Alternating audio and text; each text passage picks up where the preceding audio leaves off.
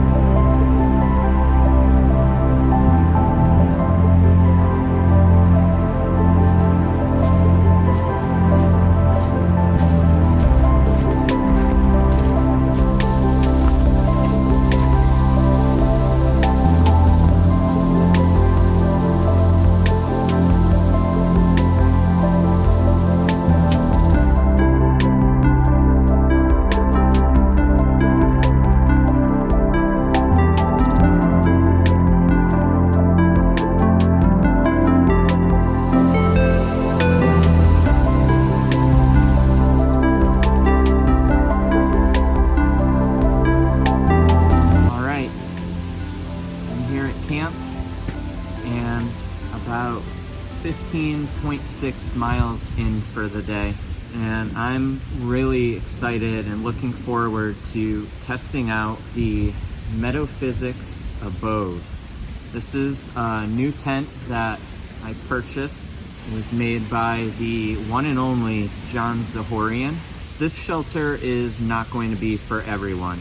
It is a very unique and specific shelter made for very specific hikers and very specific locations or trails. I had been eyeing this tent for a little while now since John Z released his first batch a little while back, and I missed out on that drop. So when he ended up releasing the tent again, I had to jump on it. This is not something that you want to spend all day in if you are the type of hiker that likes to spend a lot of time in camp. For me personally, I like hiking all day and spending little time at camp. So for the basics with this tent, total cost is $500, and I paid an additional $10 for shipping, so total cost is $510. Total weight on my scale is 7.2 ounces. This is a one-person floorless shelter, so that total weight is just for the tent, the line locks, and the cordage that came with the tent. It requires one trekking pole or one stick to be set up, 6 stakes total to tie out all of the guy lines, and a floor of your choice. So John sent this out with a piece of Tyvek that is plenty long and plenty wide to sleep somebody that is 6 feet and even have room for a little bit of gear on your side. I kept that printed Tyvek at home. I'm going to keep it aside until I end up needing it. And then when I get to that point, I'm going to wash it a couple of times to soften it and make it quieter, and then use it with the tent. You can also use a ground sheet made out of polycro, but on this trip, I'm just going to be using a piece of Tyvek that I've been using for a while now with my tarps. Now, I prefer using tarps most of the time, and one of the reasons this shelter really intrigued me is because it gives me a little bit of that tarp feel. If I find that I'm on a hike or I have a specific pursuit in mind and I don't want or need the modular components of using a tarp with a bivvy and the bug pressure is high, that's where this comes into play. So let's go through the setup of the tent, and then I will show you getting in and out of the tent, and then I'm going to get the rest of my stuff set up, hopefully before dark. Gotta check in with my partner and let her know that I made it to camp okay. Oh, and specs. For specs, I actually don't have the exact dimensions in mind. I don't believe that they're online. So when I get home from this trip, I will measure everything out and I will put it at the bottom of the screen right here. So aside from that, this tent is made out of a 0.51 ounce per square yard Dyneema composite fabric, and the mesh netting is made out of a 0.67 ounce per square yard no-seam mesh. Line locks are line lock 3, and the guy line is 2 millimeters in thickness.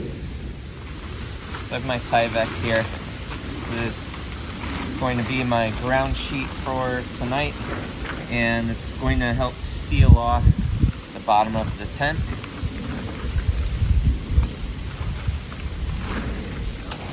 Gonna set that down for now. Then I have my Zpacks carbon fiber stakes.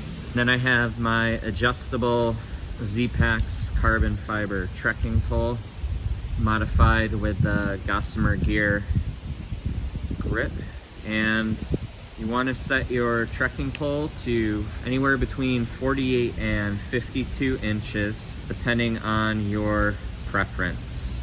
So to start, I'm going to stake out the 2 back corners and then insert the pole and stake out the front.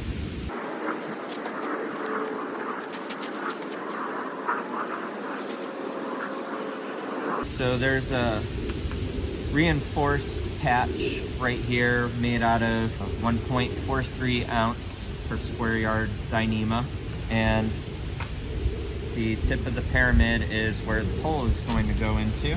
And then there's a reinforced patch down at the bottom here for the tip of the trekking pole.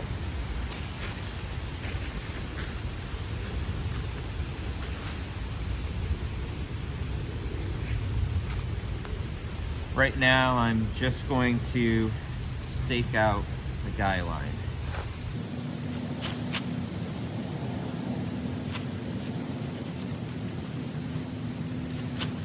And I'll do the two front corners.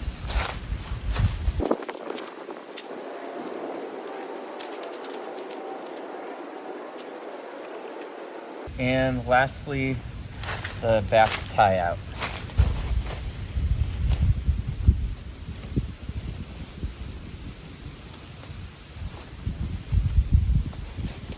And then you just make all of the adjustments as needed.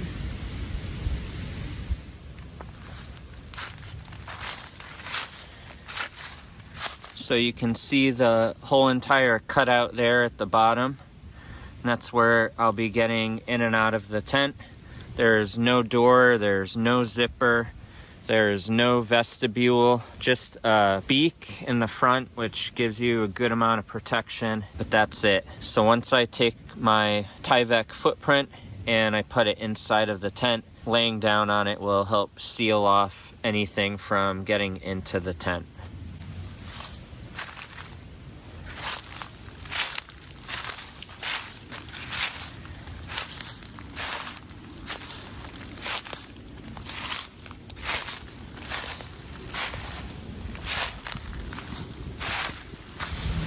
Alright, I'm going to finish getting set up here for the night, and then I'll show you how much room I actually have inside of this shelter, and I'll show you getting in and out of it. Alright, let me show you getting in and out of the tent.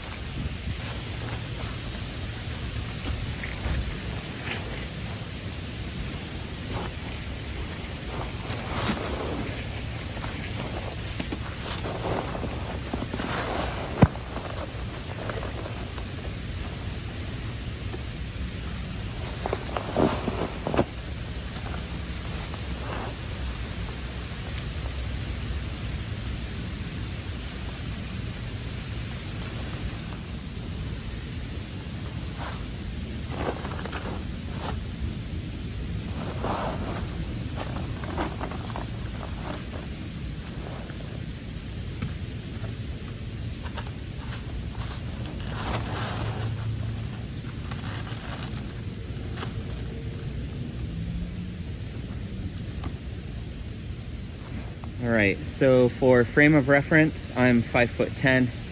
I have my Thermarest NeoAir Xlite NXT, which is 3 inches thick, 6 feet long, and 25 inches wide. And then I have my Enlightened Equipment Enigma 30-degree quilt, which should be plenty for tonight, because it's only expected to get down into the mid-40s. Good amount of peak height.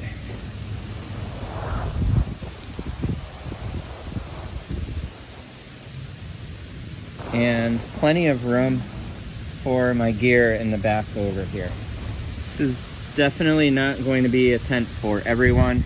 You don't want to be having to get in and out of this constantly. It's more just a one-time deal, unless you need to get up in the middle of the night to go to the bathroom. The main purpose of this is to keep things simple and still offer you a good amount of rain protection and bug protection when you need it. Let me get out.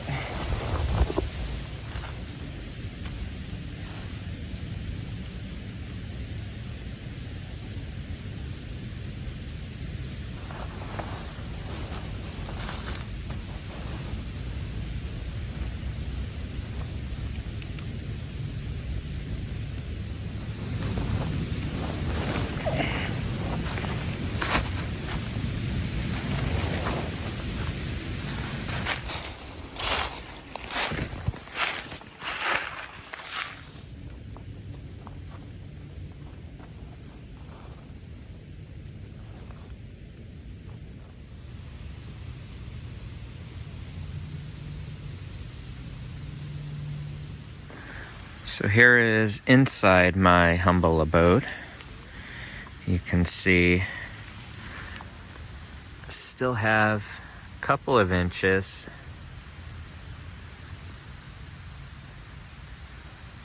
My shoes over here, got a water bottle. The other side I have my pack. There's the reinforced Ultra 200 patch for the trekking pole. And you could see all the seams are taped nicely. There's the cup. And then the room that I have,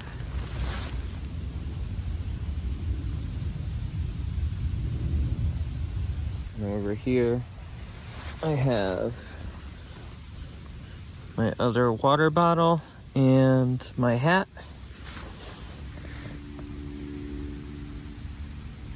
So you see I have a couple of inches still in the head end also. Definitely don't want to be taller than 6 feet in this tent. One other thing to quickly note is you want to have the ground sheet that you're using over the mesh. So you want the mesh tucked underneath your ground sheet. I showed you earlier when I was setting up the tent, the ground sheet underneath the tent, and you don't want to have that because this doesn't have the vestibule. It doesn't really have much in terms of rain protection like most other shelters. So the way that it addresses that is that rain is going to hit the canopy here and roll down, hit the mesh, and it's either going to run down the mesh to the ground. It might evaporate on the mesh before it even reaches the ground, or if it's really coming down, the rain is going to channel down this mesh and go underneath the ground sheet rather than on top of the ground sheet.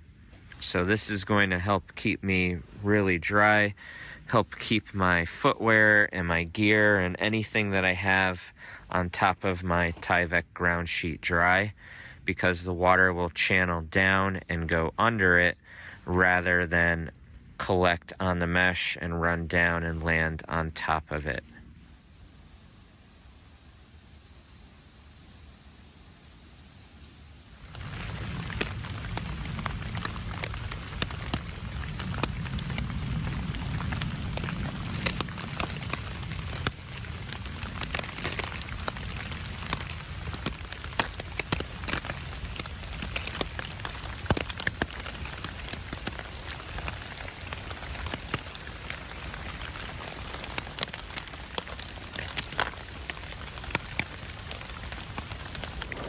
Good morning. As you can see, it definitely rained last night and it's still raining a little bit this morning. So I'm going to get up out of here, make some coffee, go over my first impressions of the tent, and then I'm going to share some closing thoughts with the Meadowphysics Abode.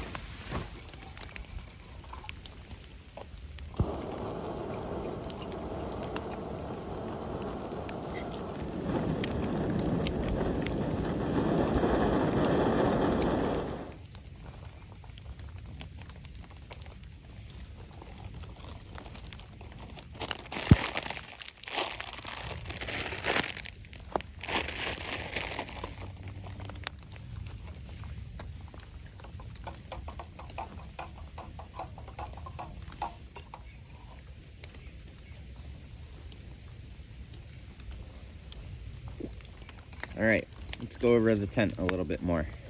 So my first impressions with this tent are good. I was really happy with how it performed last night. Held up really well, kept me nice and dry in the wind and the rain. Water droplets trickled down the canopy and went into the mesh the way that it was designed to. So all of this rain is going to evaporate and dry, and any of the heavier rain just kind of ran down the mesh to the ground and kept me nice and protected. Condensation was pretty minimal. The conditions were optimal for condensation to happen. The dew point was right around the temperature. Things got a lot cooler overnight than the warm-up that I had during the day when I was out on the trail, and the rain fed into all of that as well. So I did experience a little bit of it, but it was very minimal. And you're going to get that with any single wall shelter, so I wasn't expecting it to be completely dry, considering the conditions that I was out in with it last night. What I would like to see is maybe a slightly wider opening, or where the corners are sewn in around the mesh perimeter, maybe some flat elastic cordage, just to help provide a little bit of give and stretch with the mesh, just so it's a little bit easier to crawl in and out of. Being a tarp and bivy user, I didn't find that to be too much of an issue getting in and out of this, but showing you that earlier yesterday, you were able to see just how difficult it can possibly be. I love that the choice for the shelter was the half pyramid design. That's a pitch that I love using when I'm using a tarp. Provides great wind protection from several directions. Also helps give me a good amount of protection from precipitation. Now this tent is the definition of minimalism. It's very simple, it's very well thought out. There's no side panel tie-outs. There's no floor, there's no pocket to store your gear inside, there's no gear loops inside, there's no vestibule, there's no doors, there's no zipper. It is just really well thought out, very simple, in providing a hiker that's looking to go as light and as fast and simple as possible, but still have that rain protection and bug protection if it's needed. This is not something that I'm going to want to bring with me on all trips. This specific shelter I purchased for times when I don't want to have a tarp and bivy with me. I just want to have something that's quick and easy to pitch when I'm looking to do long distance, but also hiking all day, spending little time at camp, and I want to go as light and as fast as possible. This shelter will allow me to do that. It will also give me really good bug protection compared to using a tarp. And depending on my comfort level at the time when I'm planning my hike and heading out on the trail, sometimes bivvies can feel really confined. So this gives me that great bug protection that the bivvy is giving me, but it also is giving me a lot more livable space to move around inside and feel a lot more comfortable.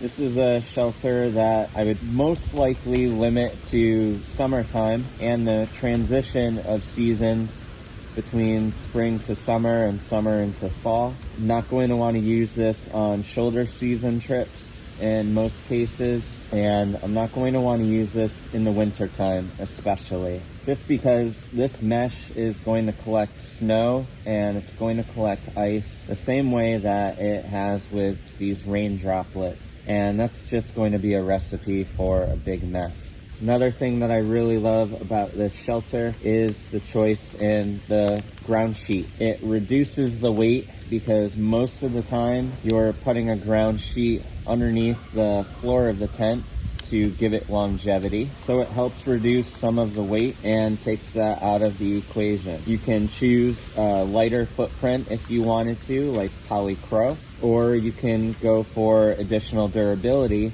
with Tyvek. So I love that I have the choice in the floor. The other benefit to not having any type of floor sewn in is that for days like today when the whole tent is wet and the footprint is not, it's nice being able to keep those separate inside of my pack. It'll also help things dry out a little bit quicker than if I had a fully enclosed tent with a bathtub floor sewn in. I can just lay both of these pieces out individually and let them dry, and they'll dry a lot faster than a fully enclosed tent. So there you have it. That's a first look and my first impressions at the Meadowphysics Abode. Now I'm going to get all of this packed up, and I've got about 15.5 miles of hiking to do to get back to the car.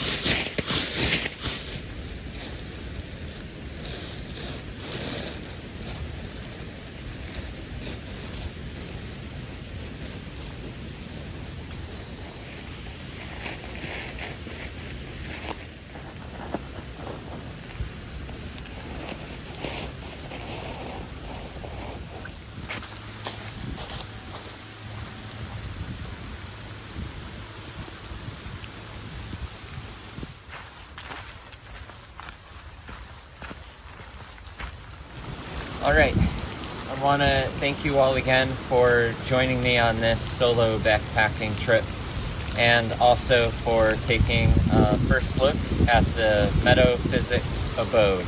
I'm really excited to have this tent in my gear rotation for specific trips and locations when it's appropriate. I'm already looking at some long hikes next year that I might bring this shelter out on. And I'm also considering using this for next year's Allegheny 100. If you like this video, hit the like button and consider subscribing to my channel because I'm always adding new content to it. If you have any questions about the tent or anything else in this video or my other videos, please feel free to leave them in a comment below, or you can contact me at any time at reachyoursummit.net. Thank you for watching. Thank you for subscribing. I greatly appreciate it. And until the next one, see you on the trail.